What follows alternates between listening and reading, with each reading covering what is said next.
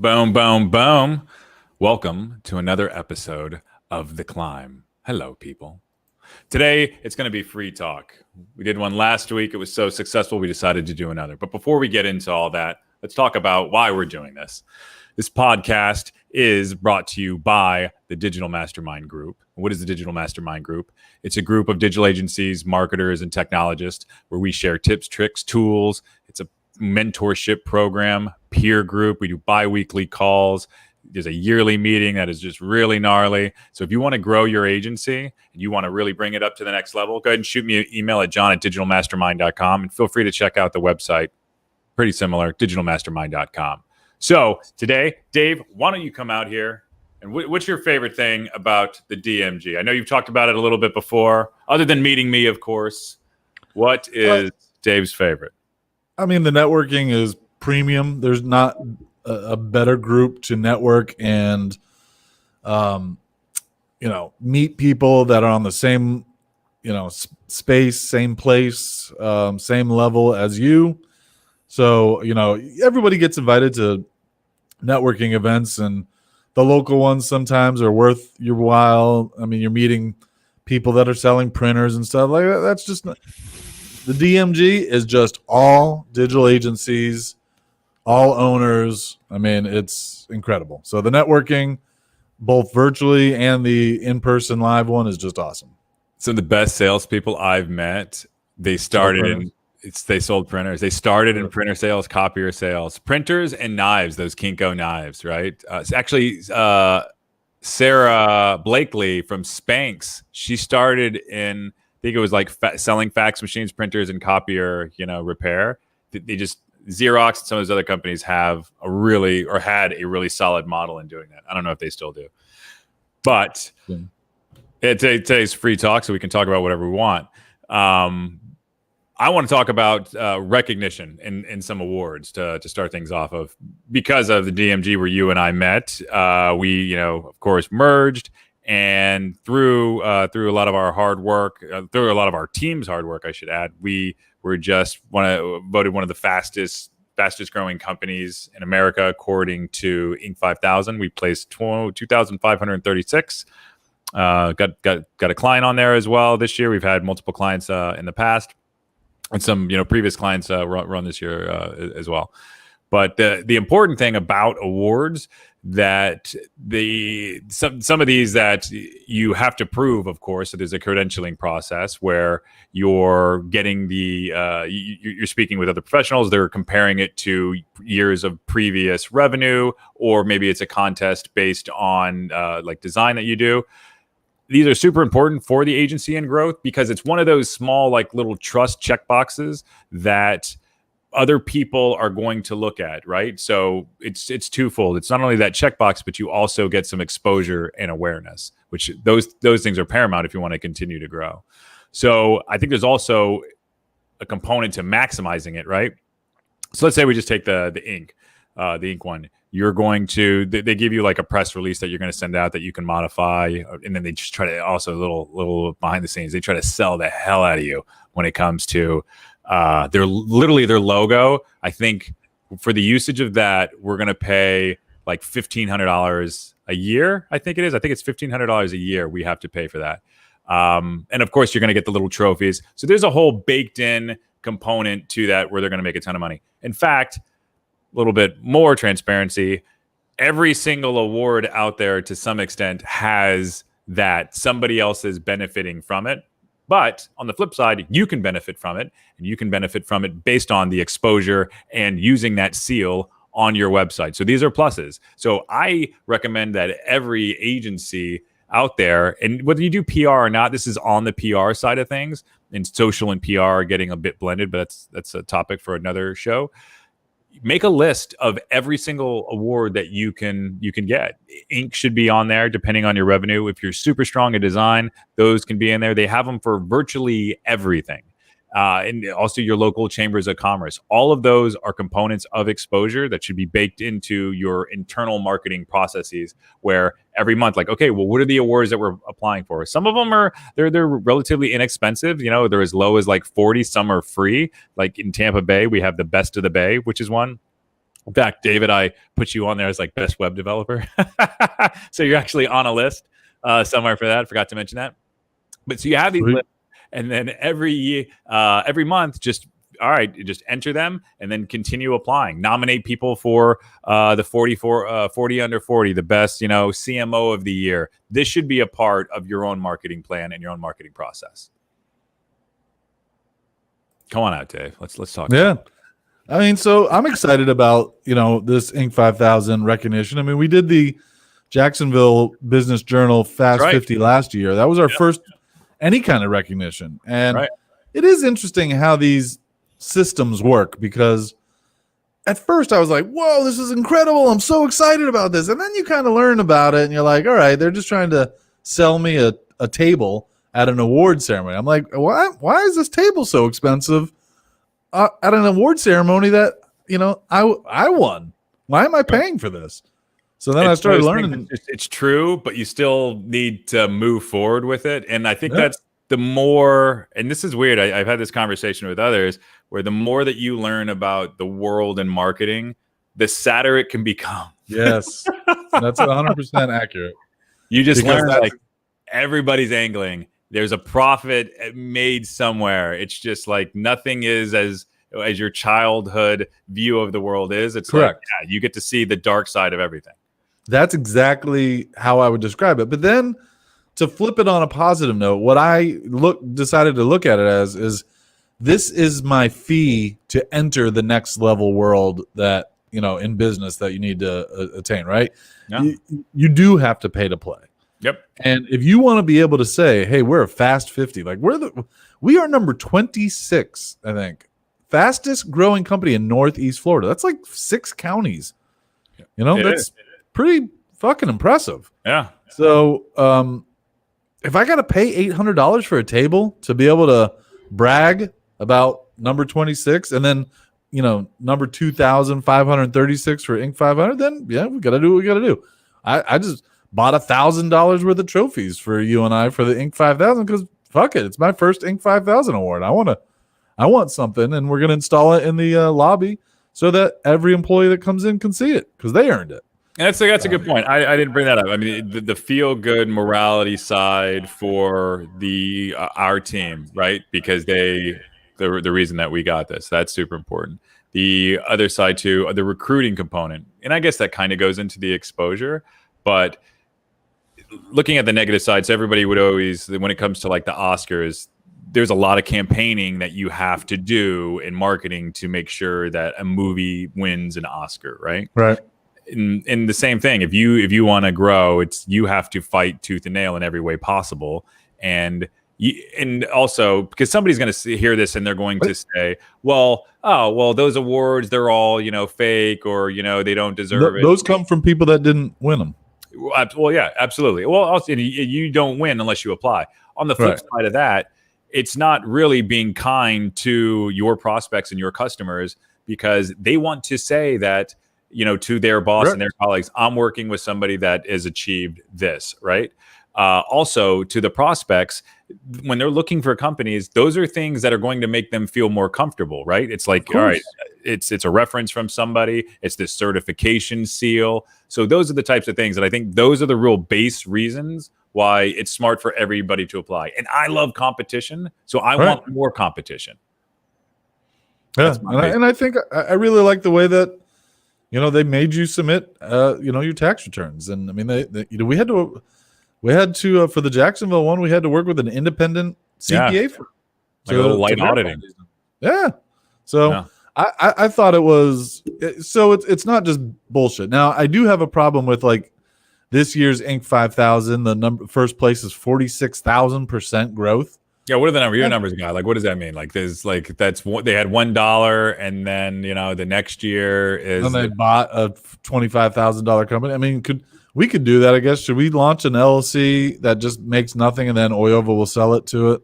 Or what? We'll buy, that's not a bad idea. Like, could we? That way, we could just stay on the top every single year by just Oyova 2, Oyova 3. Oh, don't they have to? Is there a minimum revenue number of like $2 million? Yes. You have to be okay. So there's $2 million.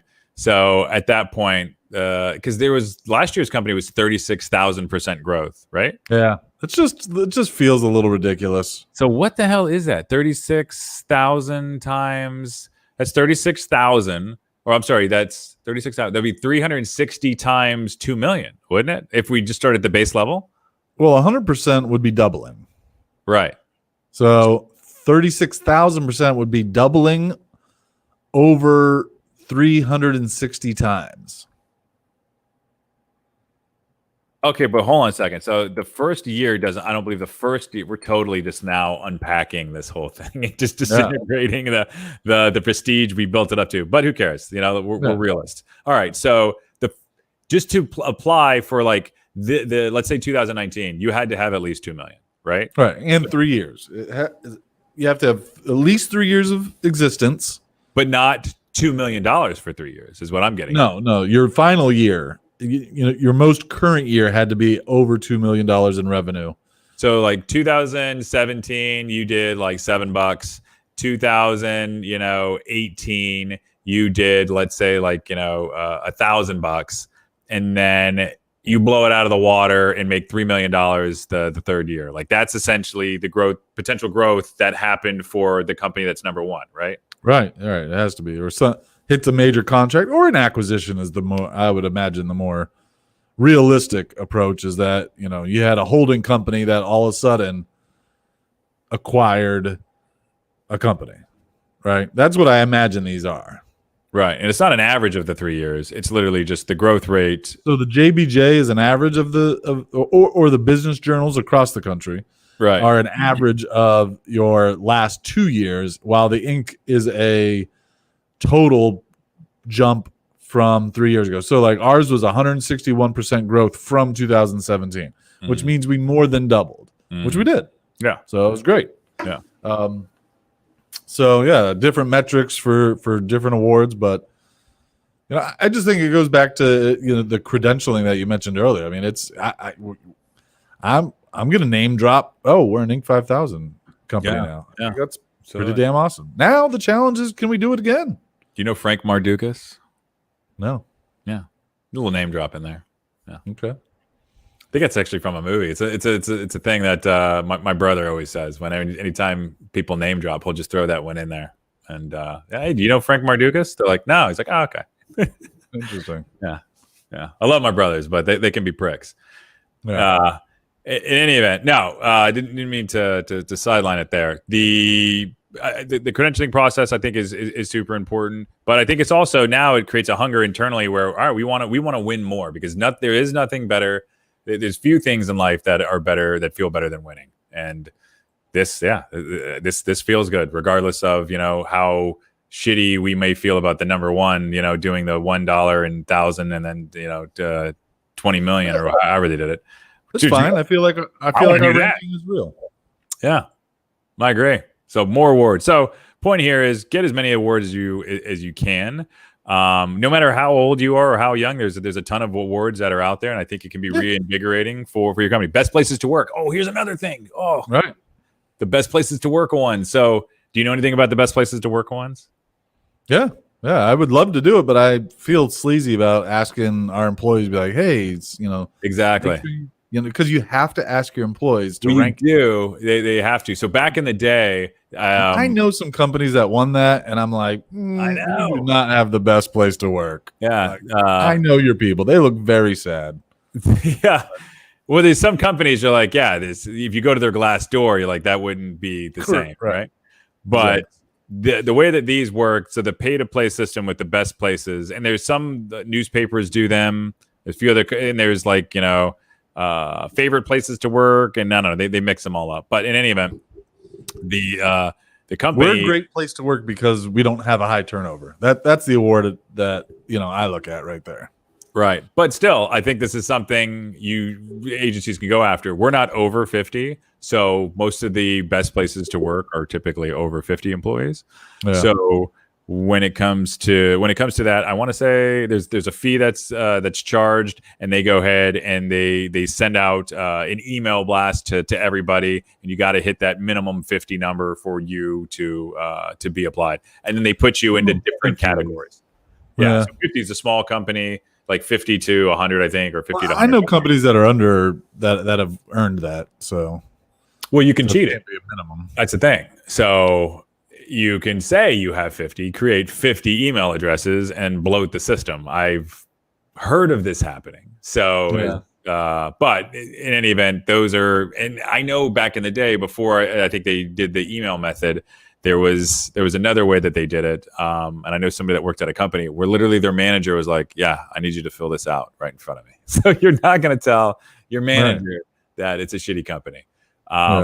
The results from the individuals, though, are anonymous. But of course, on the aggregate, you have, I believe they might be able to see comments. I'm not sure. I know we've had some clients that have won best places to work or greatest places to work. I can't remember, but I think that's also that's a great award, especially when it comes to recruiting.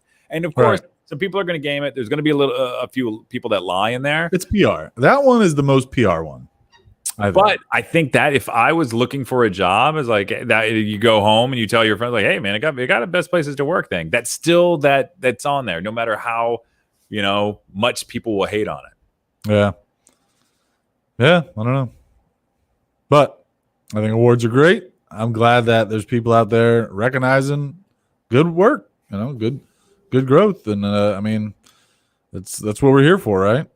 Yeah, that's like I told my brother-in-law. Even though we're in our 40s, we're still chasing trophies. So absolutely, yeah, trophies still feel good. And it's funny before I, when you don't have any, this is agencies. Let's say they don't have any awards. If you want to just give you a competitive edge, where let's say that you're at the table and the other side, like, oh well, this is an award-winning agency.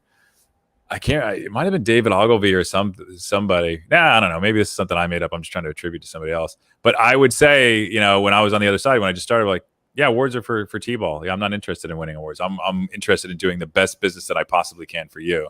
And that was a good sales point. They're like, yeah, that's all right. Yeah, screw those awards. So I think we need to start doing a DMG Agency of the Year award. That's a good idea. And then at our physical, once a year meetup. Yeah. We have a little ceremony right before dinner, or actually during dinner while we're all, liquored up drinking. That's when we announce the DMG Agency of the Year award. And then make it fancy. And you know what? We're not even going to charge you for the trophy. We're gonna buy the trophy. I like that. Yeah. So, make it. I want somebody bragging that they are the DMG Agency of the Year award. Yeah. Like, that would be pretty awesome. Yeah. And it's a way over. I'm like, every year. No, we won't be a part of it. It's so terrible. No. Yeah, hey, we got a bunch of comments. I didn't even see this here. Oh man. Yeah. Yeah, Jennifer Denny saying it's all about making money off awards. I love that. Absolutely. Get them, Jennifer. And check this comment out. Oh, boom. All right. Thank you so much. Yeah, I love the reality of the show. Thank you, Jennifer. But that's the point of what we're doing here, right? We're just trying to open up the door to what we're doing on an agency weekly and say, So what's this one that she got? The best rated advertising agencies in Indianapolis for that's what Jennifer Denny got. Thebestrated.com. Let's check that out. Yeah, let's do that. Can we do screen shares on this thing? We can. Boom, boom, boom. Be careful what's on your screen. This is live. For real. I'm a little nervous. Oh man, I saw somebody some of the things on somebody's desktop the other day. Yeah. Yeah. Thebestrated.com. And then let me add my. All right. So I'll go ahead and fill the space with a little song I just wrote. Oh, thank God. Well, okay. Well, it's three best rated. Oh, 3 best rated. Yeah. 3 best rated. Let's check this out. Boom, boom, boom. Focused on best, not most. Oh, all right. Some good messaging there. Dig that. Is this just Indianapolis? No, they got them all. There we go. All right, let's go after some of these. All right, what we got in Florida? That's we got Tampa. We just skipped it. Oh, we got St. Petersburg. All right. Best lawyers. I mean, get some of our clients on there. Local services. Boom, got something else in the Rolodex. But this goes exactly what I'm saying. So having a list of all of these and just continual applying, regardless. I mean, it's if you enter enough that you're going to win, and it's in everything. There's so many different awards because just like the one that we were just talking about, like Agency of the Year for DMG, there's so many of these different bodies that have some type of celebratory thing that they want to do. Chambers of commerce. There's just in the Tampa Bay area, I think there's 6 or 7 chambers of commerce that you can be a member of by just living in this multi-county area. So, and that's local. On the national side, you have the U.S. Chamber of Commerce, right? Sure. So potentially, awards there. If breweries, there's so many different types of brewery awards. And I believe the story is, when speaking to awards, when it came down to the guy that created, what the hell is that vodka? Everybody thinks it was great for like 5 minutes, and then they're like, actually, it's a really shitty vodka. The White Goose. Absolute. No, Absolute actually really good vodka. Grey Goose. Yeah, Grey Goose. The White Goose. Yeah. Wannabe Swan. Yeah. Have you had Wannabe Swan? Grey Goose. But in any event, there was like a ton of awards there. The guy just literally was award, and that's what they started using in all their promotions. And that's the PR side of things as well as the advertising side of things. And that was a credentialer where people are like, oh, I can trust this. And then when you go and talk to somebody else, you're like, oh, this is award winning. This is my award winning vodka. Yeah, because I bet you most people think that their palate is wrong. Right. Not, they're like, ooh, well, I just it's my palate, just not refined. Like, think about the kid when from high school, and that's that never ends, where it's just the newest and greatest thing, where it's like, all right, this is my band, or I got the newest sneakers. Well, that thing really never goes away in human nature. So it's have you tried this vodka? This is the best vodka. Another viewer comment: Swans are awesome, John. Oh, well, that's absolutely right. It's a little tougher than you think. This is free talk, so I guess I'll babble a little bit. There's something in the world that people will attribute, like spirit animals. Have you heard of this? Yeah, of course. Like Dave, yeah, your spirit animal is like, what would you say what animal do you identify with most? I don't have to complicate it. Probably, I don't know. I'll have to think about that. Go ahead. What's yours? All right. So I don't have one. I would, honey badger. I'll go with honey badger. You get honey badger? I love elephants. So I guess, I think elephants, because I could steal it. How about a rhinoceros? All right, there you go. All right. So we should get a little graphic. You and me, eagle. In the prairie. An eagle. There you go. Yeah. With your amazing eyesight. Oh, yeah. So anyway, back to the spirit animal comment in the swans. So my wife worked at a yoga studio, and someone's like, "Oh, my spirit animal is lion." That's a good one, Jennifer. Yeah. My wife worked at a yoga studio, and somebody's like, "Oh, my spirit animal is a swan," and nice. It's nice. Until though, you go to the north of Iceland, where in almost wintertime, end of fall, and it's really cold, right? You're freezing out there, and you look over in this, pond, or in it's the wind's like a hurricane force wind, and there's these badass swans. These aren't your normal swans. They look all beautiful and majestic, and this cold's not phasing them, and they're just tearing down and just ripping, things from the bottom of the pond and eating fish. They're layered. Yeah.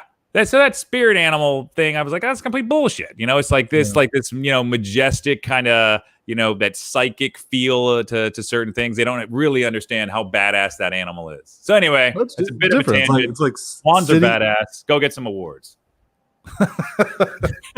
I just had to loop it in somehow. Do we call the DMG award the Swan? That'd be cool. I like it. Black Swan Award. Yeah. Well, the black swan, that's something that people are hating on, right? Before it, blossoms into something greater. Right. So just the swan. Okay. It's the swan. Did you get a swan? That's our award name. I like that. It could be like a golden swan, the little golden egg underneath. Oh, yeah. It's the Golden Goose Award. Yeah. But here's the other thing about a swan, right? To show how, I don't know why I know so much about swans, but So if you have like a geese problem, right? So there's, you can't get rid of them because they can be a pretty disastrous little animal, especially when it comes to like sidewalks and things like that. Yeah. Swan will scare away geese for, I think it's like acres. Like it's insane what a swan. Seriously, they're that badass because if there is a swan and there could be 100 geese, no, they're literally flying away because that swan is that feared. All right. I'm telling you, man. I know I'm going a little bit too crazy. Maybe like somebody quick send me a photo of swan and geese playing with each other. Yeah. Okay, you're right. So, and I think I don't even know if I've even looked these up. I think these are just conversations I've had with people talking about and building it up. So all that could be false, except for what I witnessed in the north of Iceland, watching that beautiful beast, tough it out when it was freezing cold and I was heavily layered up. Nice. All right. Ready to shift topics? Yeah, let's do it. Let's talk about some outsourcing. Okay. All right. So we had a discussion with another agency this week, and part of their model is working with tons of other agencies. Anyway, so that's just some context of where this came from. So we looked at some of the other agencies that were in their portfolio, and we discovered that they were outsourcers, which we'll call offshore, right? So offshore outsourcing. So you and I had a discussion based on like how we feel about this and how agencies that use, outsource labor and what's going to happen, potentially to them, and then what that does to the local community. And you then mentioned something about the H1N1s and the slave labor thing. So that's I want to set up some of the context to talk about where we're at with this. So I want to get your opinions on it because I know you're a little bit passionate when it comes to this. Yeah. So it starts with I think Trump just signed an executive order that limited the number or stopped the number of H-1B visas that Silicon Valley thrives off of. Now, these employees that come over with these special visas are basically tied to their sponsorship, because if they lose their sponsorship for this visa, boom, they're right back to their other country. So an employer can abuse the hell out of these people. And how bad do they abuse them, though? I mean, first of all, let's just start with pay. I mean, they're paid, I don't know what the specifics are, but probably like Silicon Valley. Like, let's say a programmer can make anywhere from 150 to 400 a year, right? Yeah, coming out of college, like a college-educated developer, I think I just read starts at 130 at the Silicon Valley. I mean, that sounds crazy to me. I'm like, whoa, that is so much money for a college with no experience. Silicon Valley, where the cost of living, correct. That's because they have to pay $8,000 a month for rent. Right, so it's ridiculous. But they're dramatically paying less for the H-1B visas, and I've worked at a corporation that had a lot of these people that, and it was weird to me because it was a small town, but there was like they all rented one house and just piled into it. And because they were sending all their money, back home to their families. And look, I am not against the worker. Like the person that's trying to do whatever they can to better their life for their family, like more power to you. But I will say that we have plenty of talent here in America. And I think, my problem with Silicon Valley and these companies that are unwilling to pay the fair wage of a local candidate, it feels disingenuous to me. I mean, you're bringing in cheap labor to substitute for you having to pay for local Americans. And they say it's because there's not enough American tech workers. Universities are graduating STEM students like it's going out of style. Everybody has been saying for the last 20 years, go to STEM, engineering, computers, all that. They tell us what to do. So we have an entire generations coming out trained for these companies, and now they're telling us that there's not enough talent, but yet there's a million millennials out there that can't get a job with their degree. So one thing is not like the other. I mean, this is not matching up. So with that really frustrates me. And then I see these companies, and I looked at their profile on LinkedIn, and it just really pissed me off, to be honest with you, because 10 jobs in the United States versus 180 in India. And then they claim that they're this global connected company. What's weird though is like you could say like you're technically not an American company. Correct. They shouldn't be an American company. They're an Indian company. It's just all the profit goes to this one guy in America. Right. So that's the thing is, how does that make a healthy economy?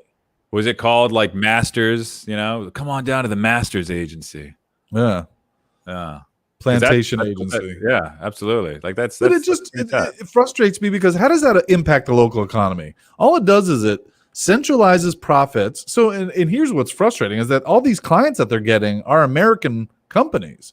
Mm-hmm. So these American companies are basically just funneling money to India, not impacting their local economies at all. So, I mean, and I'm not trying to preach a, protectionist, You're doing a good job. Well, I don't think people, when they look at tech, understand what it means. They just don't associate tech with buying local. They think buying local means, shopping at your local grocery store, and I get that, or your local small business. And I understand that. It's easy to grasp. But who you spend your money with in your IT services as well is also shopping local or spending local. It should be everything across the board. Yeah, it should be across the board. And that's what I'm saying. Somebody needs to be able to build some type of app that rates those types of things, right? Like you have like, what is your carbon footprint? What is your local impact, right? Where you can see how that money is spent. Because that guy shouldn't be considered an American company, right? So it's like, all right, you're global. You're global because you're hiring people in other places. You're not global because you're working with people in other places, right? So I think there's that. And also to that, I do want to jump back with the N1 argument has always been that we're going to get the best talent in this country because of that. Your connection just went to shit, so all that was pretty much in. Couldn't hear any of that. Moving forward, I'm going to have to pipe a line in. Then, this is getting unacceptable. But the saying is the argument for the H1N1 is it still shit? Are you kidding me? No, it's kind of. I can hear it now. All right. Like that'd be a great tactic to just shift conversation. Like just no, can't hear you. Yeah, what's that? Yeah. But the H1N1, right? Visa. Wait, H1N1 is the disease. That's right. I had that in 2009. Right. Whatever. That's the swine flu. Bird flu. Swine flu. Yeah. No, H1B. H1B. What is it? I don't know. Who gives a shit what that stands for? All right. So the H1B, they've used that as a tactic to say, like, all right, well, we're pulling in the best talent based on having this, H1B, right? Yeah. Are there any measurements to these arguments, right? For instance, like you have the company that is using all of these. Well, if there's this glut of talent that we're all paying for through, scholarships and whatnot through these STEM programs, I don't know. I guess what I'm getting at is we should hold these companies accountable based on abusing the program that everybody here pays, especially the small business owners, which essentially our audience and all of us are. To me, though, it's just about suppressing the value of the labor that already exists here and the job and the people that are ready to work here in this country already. So, why do you need to import someone to be a C# developer when you've got C# developers here that are out of business or that are out of work? That's what I'm saying. But is there, if you have the people that are here and you're going to make the claim of that's why you're using that, how do we not have some form of measurement to quantify that? That just seems ridiculous to me. Right. Like you literally claim that, oh, well, we don't have enough here. Like, it's like, well, what the fuck? Like either A, you're stupid, or B, you're lying. They're lying, of course. And they've got the lobbyists to make it happen. I mean, the quota is 65,000 for 2019, but there is this exemption aspect that allows you to go way over it. And Google and Apple and Amazon just routinely apply for the exemption, so they fly right over their numbers, and nobody's there to stop it. and the government's getting, their money from these companies, so that, these politicians aren't going to stop it. I mean, that's why, with Trump doing it, like I have a long history with this because my dad is a developer, this is why I'm a developer. But during the, 1998 or whatever, he routinely was, having his salary suppressed because of cheap foreign labor coming in. I mean, the IT market. So here's the crazy thing. In the 80s, when all the manufacturing was leaving this country, government said, don't worry, we don't want those manufacturing jobs. We want white collar jobs that you're going to be retrained for. So my dad is a classic example of that, where he was a printing press operator, manual labor type job, and then went back to school, become a developer, and then went into the job market. And the second he got into the developer job market, his job is already being outsourced. Like they just outsourced manufacturing. And by the time he got retrained, they're already replacing him. And so I have seen over the last 20 years, and then I've been in the job market, and I've seen my salary suppressed or raises suppressed for the last 20 years because of cheaper labor or losing projects to people that outsource. I mean, it's frustrating when we have it here. And the bigger point though, look, if you're looking for the lowest price, great, outsource it. But if you want to post on Facebook that you're all about live, love, local, and community, and all that, but then you're sending your money to India to get the cheapest rate for your clients, then shit isn't matching up. You need to start understanding that love and local means do your business locally too, and hire people locally as well. This sounds like this could be like the new movement, right? Because you have like BLM, and then you have like the local support, because it's essentially these are the jobs of brothers, sisters, fathers, mothers, obviously your father. So I think this is potentially something that's going to be out there. The interesting thing though is to compete, right? In a lot of respects, you have to do whatever you can do to beat out the next person. So is it always about price? Well, with the three companies you named, yeah. I mean, quality is a part of it, but yeah, price is a huge factor. They all are publicly traded. So they have to do as much as they can to give the largest dividend that they can to their shareholders. Yeah. I mean, I'm really not talking about corporate America because, I mean, all the bullshit stuff that they say about their but people follow them, right? Yeah, I know, but it's all horseshit. It's so, I mean, Apple probably spouts the most, happy-go-lucky mantra, but yet they. Did you hear what Epic Games just did to him? Yes. I love that. That is just giving a. It's the same thing of like when Nike decided to pull their shoes from Amazon. It's like you're getting a, which they created slave labor side by sending all their shoes to sweatshops in Asia, which is total hypocrisy. Oh, God, the hypocrisy that we're hearing on so many levels, which is why I'm so focused on local right now. That's my big issue of 2020 is focus locally, because that's where we can make an impact. That's where Oyova can make an impact. I did buy some New Balances last night. Yeah, because did you? Yeah, the majority of them are made. I think you're right, because I told you I got called out when I said that. Yeah. So I think it's important as long as, and like Erica called me on my shit yesterday because she ordered something from Lowe's, which again I still support buying a big brand. Yeah. What's that? Home Depot's is way better than Lowe's, by the way. I wouldn't ship at Lowe's. Either way, I still support shopping at a big corporate box, but go to the store, not online. Because if you buy it online, nobody locally gets credit for that. So that store manager doesn't get credit for that. The salesperson on the floor doesn't get credit for that. The region doesn't get credit for that. You're not helping anyone locally by buying it online. So she went to Lowe's to buy something, and it wasn't ideal. And I was like, why'd you do that? She was like, well, you're on this whole local thing, and I just thought we have to get on board. I'm like, only if you can't get it, or only if you can get it. If you can't get it, buy online, ship it out overseas, whatever that's fine. But if you can get it locally, just drive 5 minutes and buy and used. do it. But if you buy used, it helps keep it in our economy. A lot of people always forget that. If you need, if you need want better roads, whatever, fill in the blank.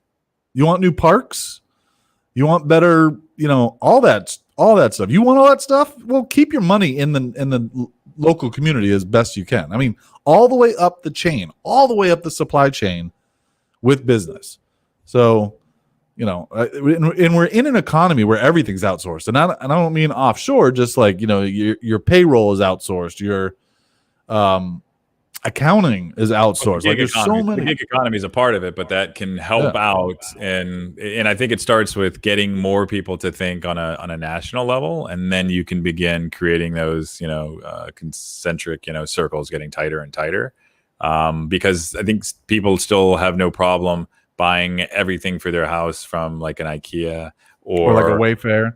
But again, if you go to IKEA, if you go to that store, you're supporting workers. Yeah, to some extent, yeah. But what I'm saying is also on the product level, right? So if we want to take it like a step further, but now let's say that you buy something used, on Let Go, Craigslist, or one of those others that is from IKEA. That's the best way that you can support something that's local and keep money in your economy because it's already been distributed overseas based on the initial purchase. Right. Well, that's for the green people out there. That's probably the lowest carbon, carbon footprint is buying a used table rather than a brand new IKEA table. But I don't like other people's stuff. So. Really? Oh man, it's just send all that money to Sweden. Just send it all over there. Just give it to them. And I mean, for the most part, IKEA stuff sucks anyway. But now antiques, dude, you can get some really gnarly stuff, man. Yeah. I mean, antiques, but if I don't know, with a brand new baby, I'm all like a college kid dorm room thing that was a table that you had beer pong on, and So before you derail this conversation, I'm trying to. You raised it. The H-1B visas are. I'm happy that they were shut down. I'm looking forward to a lot of recent college graduates that are struggling to get their shot, and I think that we're going to hopefully see a trend of just rising costs for IT. I mean, I've mentioned this before, but why the hell is the plumber getting a higher labor rate than tech workers? That's some really shitty work. Huh? Plumbing, it doesn't matter. An electrician. But let's back up. So when it comes to auto mechanic. Yeah, but those also have trades and unions that help, dictate price. Granted, whether those unions are dying or not. Well, so that's all. Which is a credentialing system through, like journeymen, so on and so forth, right? Which I said about marketing and technology, anybody with a computer is instantly a competitor, right? So the barriers to entry are limited. You can't go and say, I'm going to be a plumber because you need a license, right? I'm not, so it's essentially regulation there is a protector. Right, but the people that you just mentioned that just have a laptop are only getting $25 an hour. So they're not even a seventh of what a plumber would get. So either way, so those aren't even really barriers to entry are going to continually, have that impact with the e-lance or whatever the hell it's called now. What? E-lance or whatever the hell it is now. Like you have all of these systems, Upworks or whatever, where people can get on there from the globalization, right? Yeah. And there's okay, cool.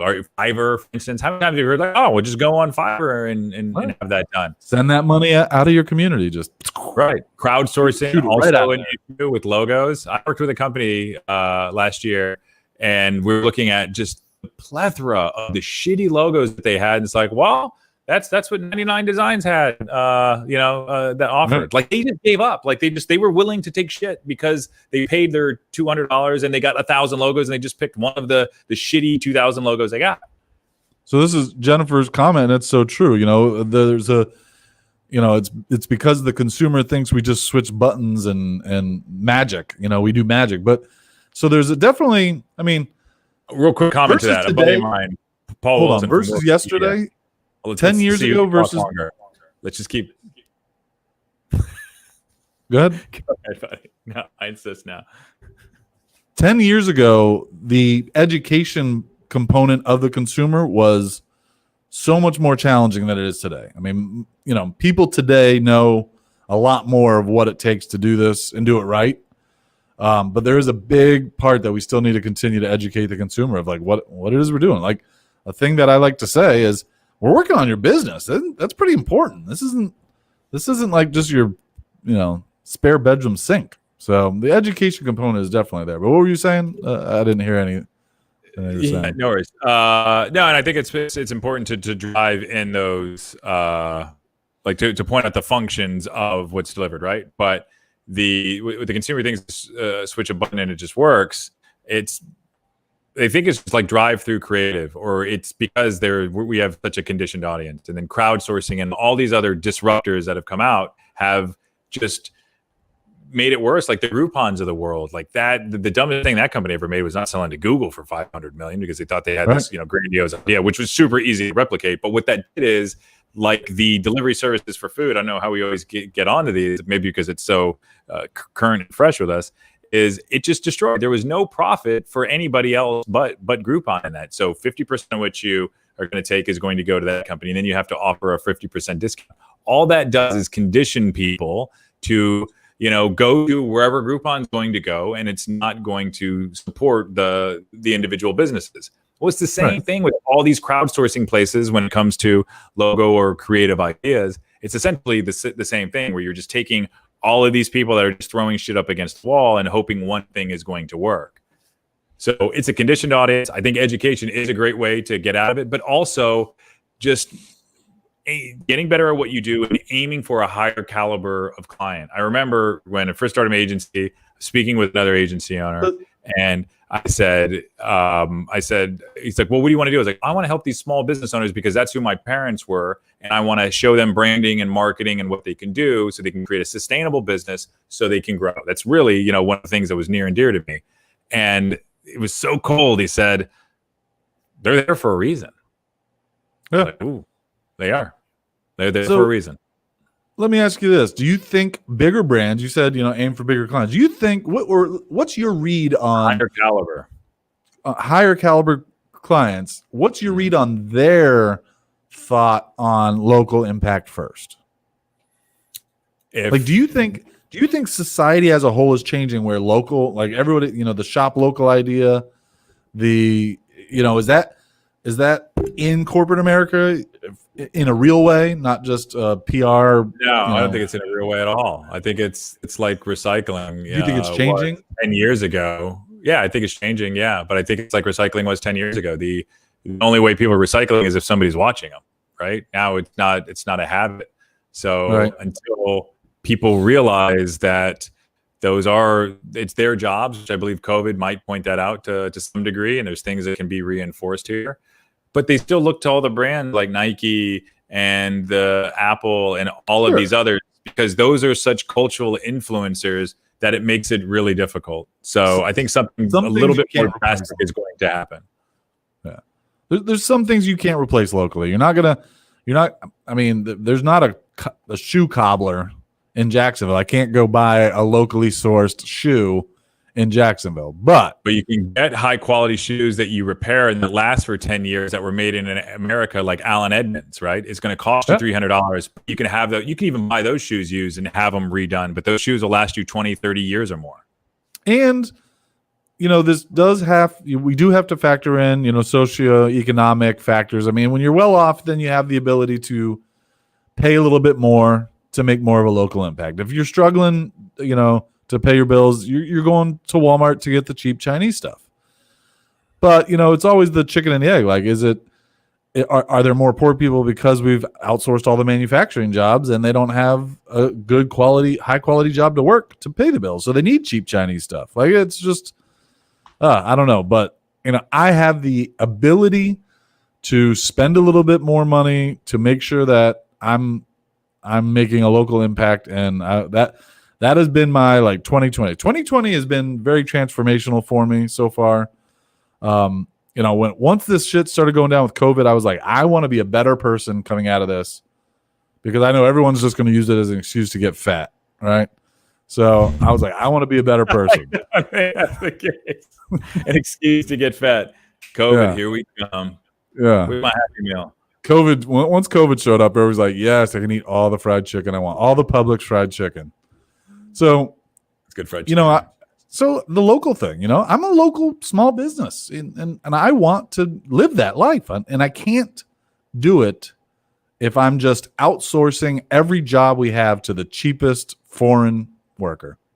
See, I don't think I'm super like hyper local in that sense, but I am where I look at the nation side of things. And granted, it starts on that local level, but yeah, I try, my wife and I to buy products literally like I'm doing the best to not buy anything from China.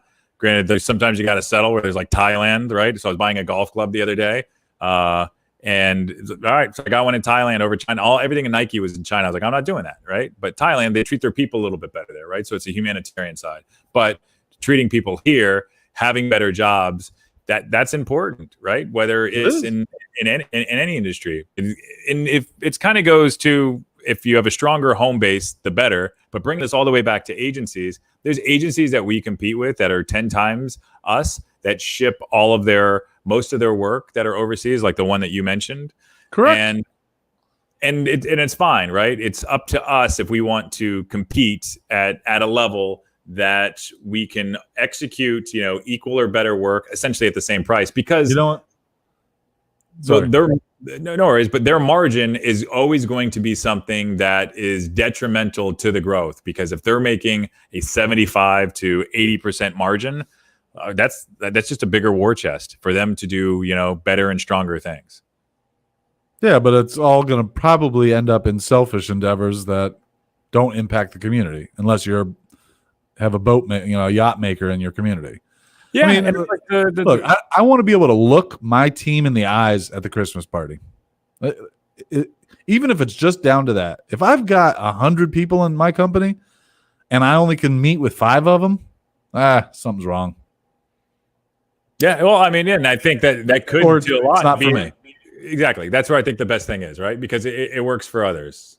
And yeah, I mean, if I was purely profit motivated, then I would be shipping all the jobs out overseas.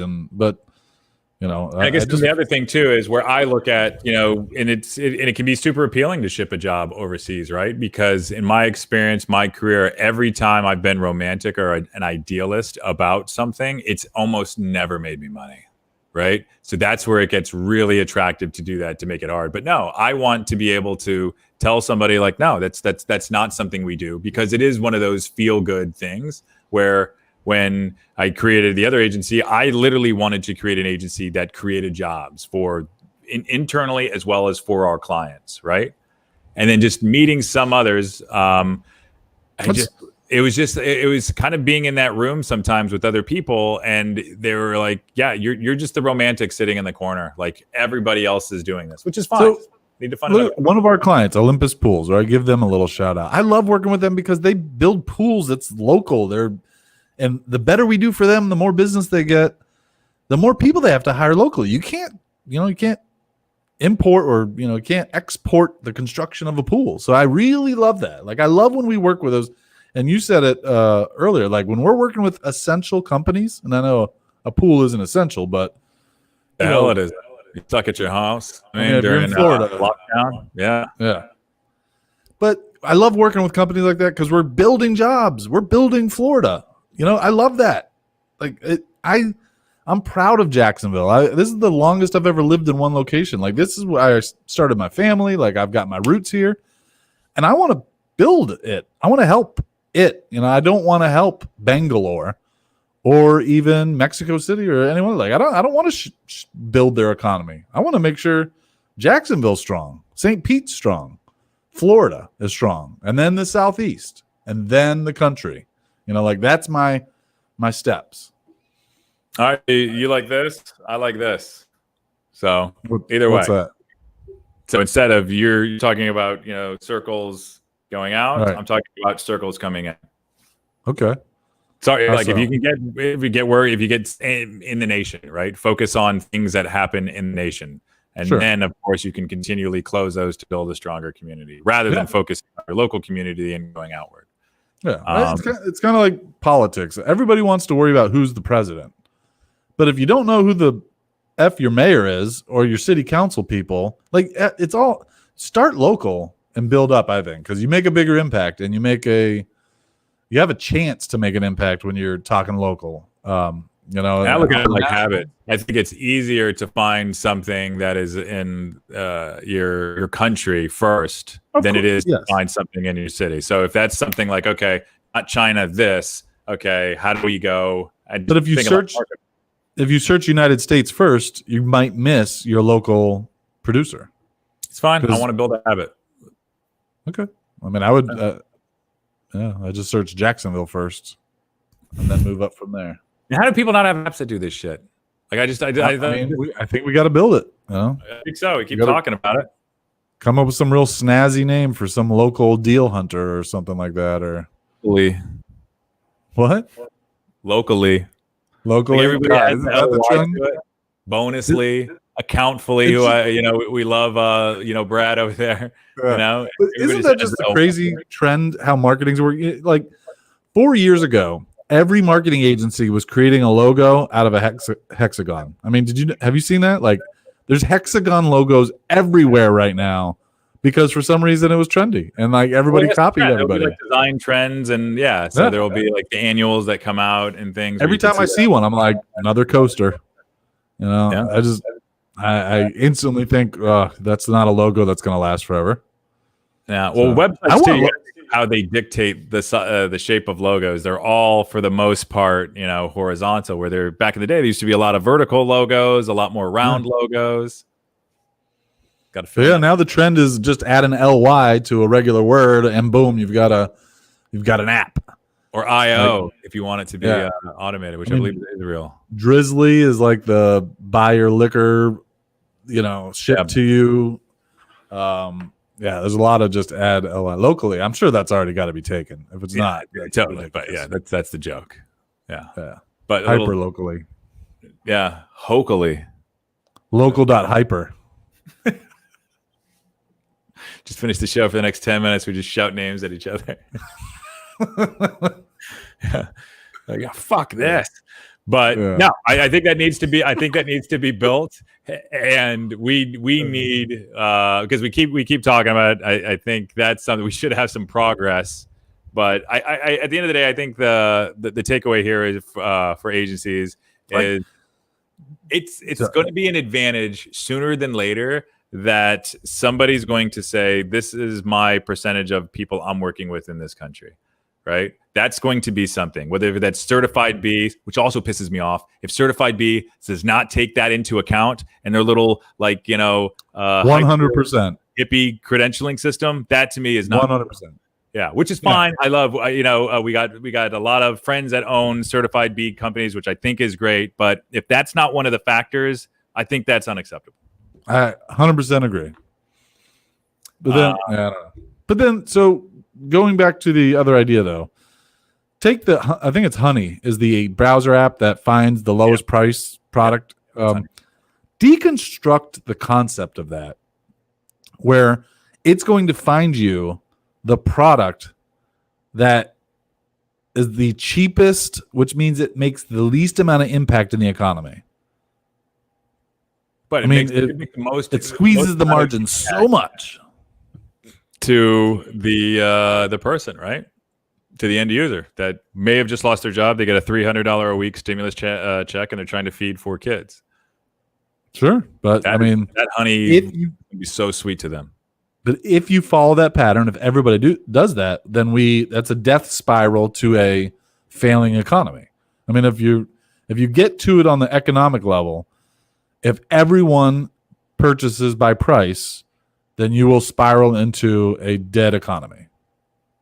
It's complicated. I mean, we're getting to the economics because there's also a quality component that we're not taking into account, right? No, because somebody struggling to feed 4 kids is not worried about quality. That's why ramen and SpaghettiOs is a thing. Oof. That's not quality food. Oh, the blood pressure in that house. Man, right. Sodium. Up to a point, because you're only struggling up to a point. And we're getting, theoretical here, but right. So you don't struggle forever. one of your kids invents something, or maybe you get a good job working for a company that supports American jobs and won the best company of the year award, also the Inc. 5000 award, Right. based on their growing trend, and they're going to give you some profit share. So I think all those things that can happen. But why were we deconstructing this app again? Just to kind of expose, like, the race to the bottom. Yeah, like that. We should be. Yeah, I don't know. I almost like an app that says, here's the best margin for this rural town. It makes an impact. Like, I think it's based on. I think it's based on the factors you can see, where was it made, right, and how many jobs do they support, or what is the percentage of people that work in this country versus out of this country, right? And that should just be the seal there, right? So, like, how, I don't know, how red, white, and blue are you? Just to throw that out there, right? And that's essentially, there's some type of rating that applies to that. How local are you, right? The Eagle Index. Yeah, there you go. Right, that's what played at the beginning of the Eagle Index report. Right.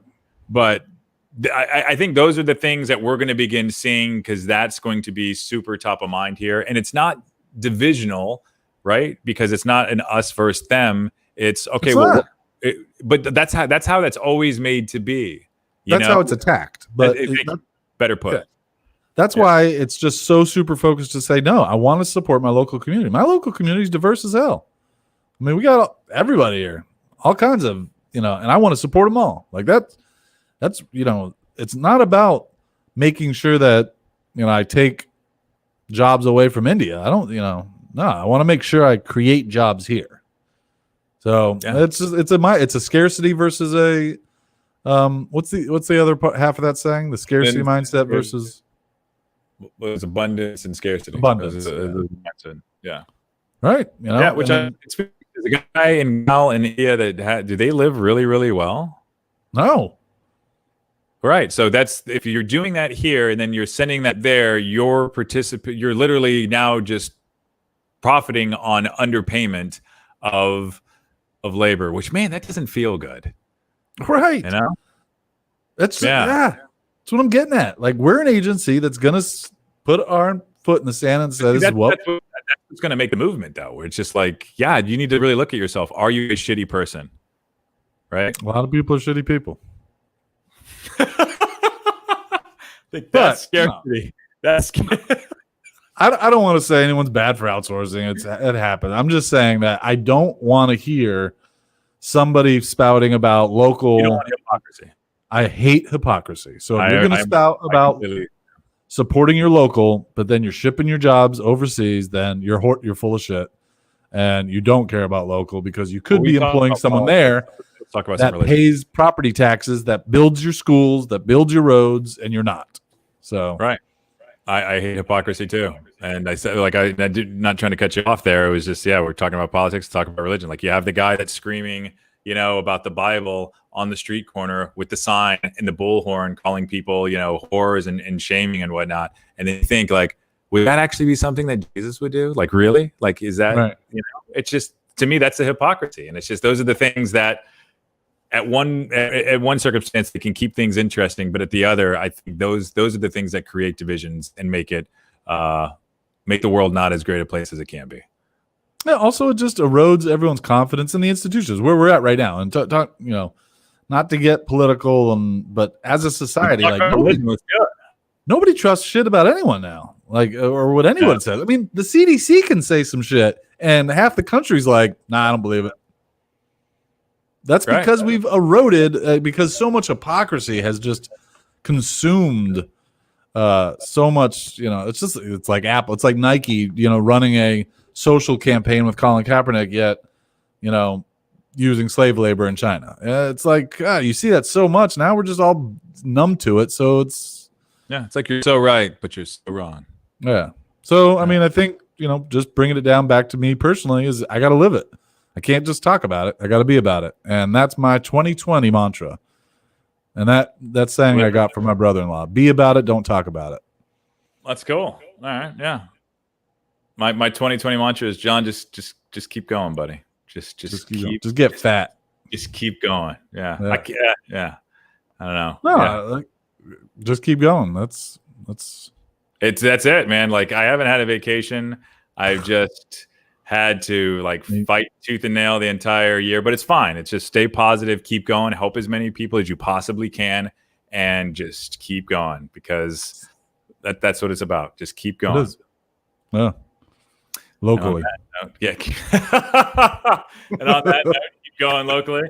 This has been fun. Thank you, everybody, especially Jennifer for chiming in. Really appreciate your comments. And check us out, digitalmastermind.com. Send me an email with any thoughts, figures, whatever it is that you want to talk about, Jon, Jon, at digitalmastermind.com. And I look forward to seeing y'all next time. Everybody.